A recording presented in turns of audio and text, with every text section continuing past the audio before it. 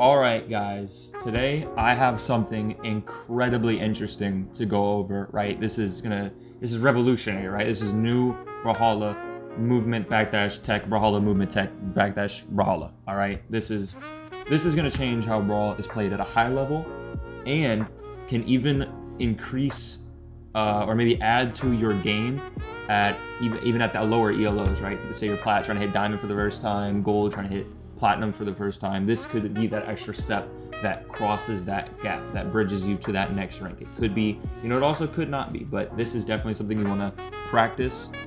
I can see it, it's definitely going to change the game, all right? So yeah, before we get into it, make sure you like, make sure you subscribe, make sure you comment, make sure you share, all right? Make sure you do all that because, I'll give you a cookie probably if I ever see you, So yeah, without further ado, let's get right into it. All right, so we're in training mode now, right? And basically, I'm just gonna show you like the tech as a whole, what it is, what they added, what they changed, right? This is a backdash, right? That right there is a backdash. They made it to where you can come out of that backdash almost instantly, all right? You used to be able to dodge dance, kind of slow like that. Now,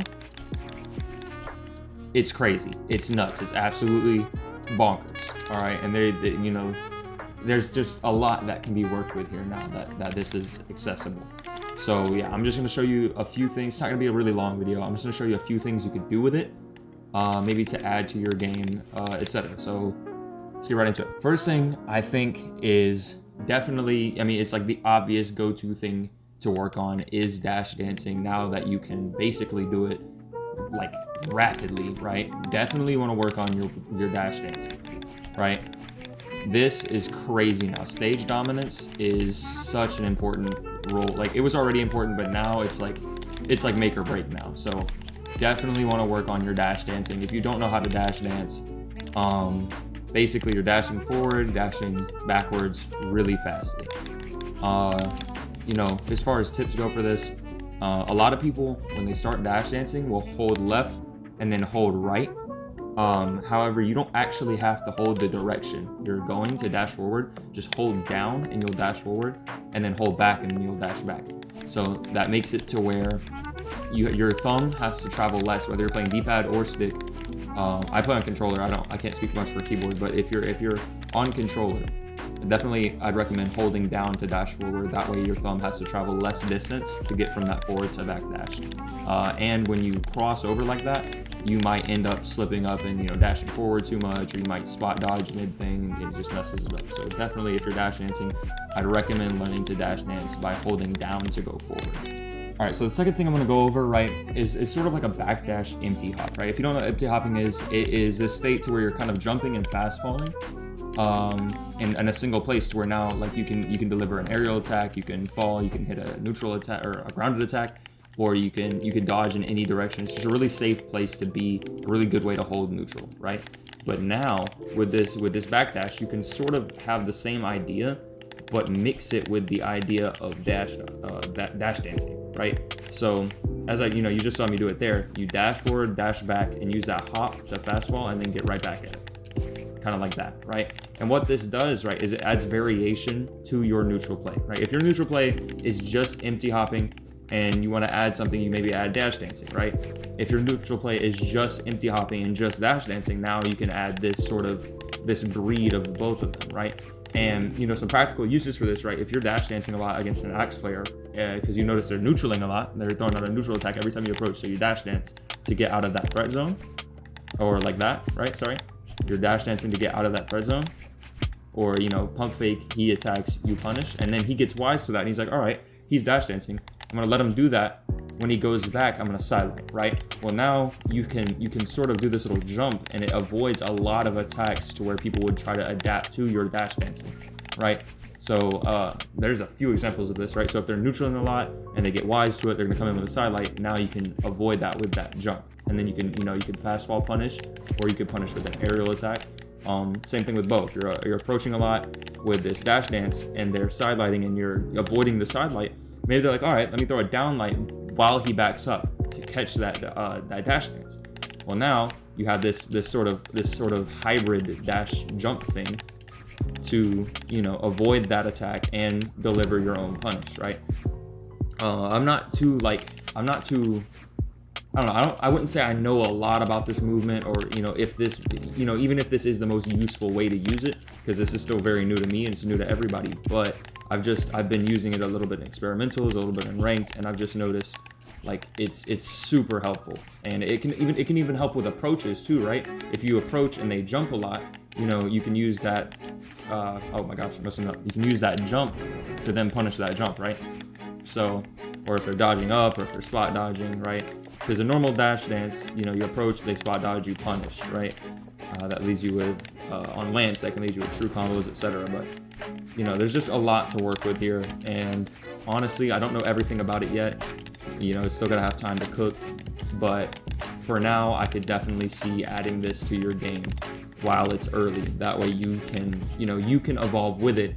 And instead of, you know, you having to catch up with everybody else, you're already on it. You're already practicing it. So that's the second thing. Now on to the next.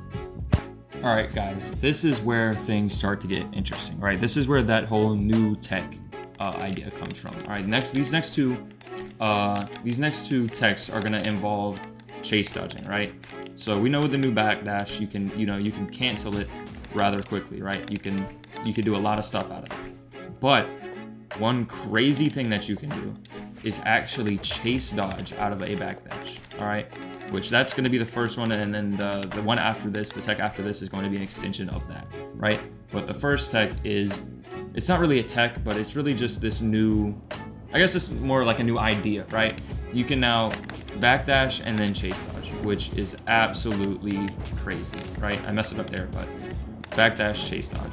And there's really just so much you can do with this, to the point of where, like, I couldn't even begin to start explaining implementations, because one, we don't know them yet. Like, there's just so many possibilities, right? They could diagonal dodge and then you catch it with that backdash into like a chase dodge behind them, side air. Like, there's just so much, right? So these are going to be like rather shorter clips, because I really just don't know what all you can do with them and how to implement them into your game, right?